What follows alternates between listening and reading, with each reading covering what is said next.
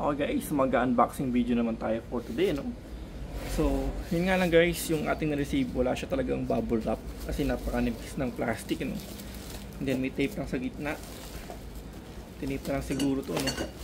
Ayan, may butas dito. Syempre kasi nga manipis lang yung pagkaka-bubble wrap or pagkaka-plastic sa kanya. Wala po siyang bubble wrap. Ayan.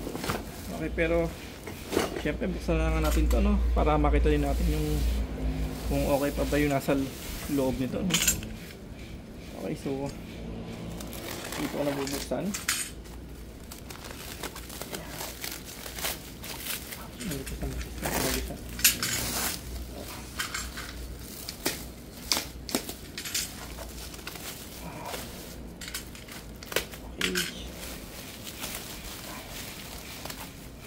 Actually, yun lang talaga siya, no? Wala siyang bubble wrap.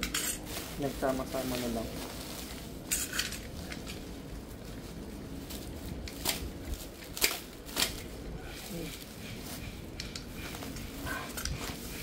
Okay. Ito ano lang siya, no? Ano lang talaga siya. So ito muna, no? Lagyan natin dito. Okay.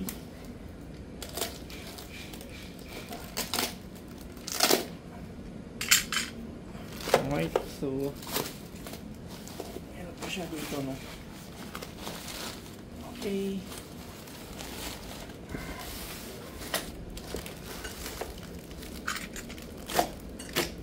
Check natin ito.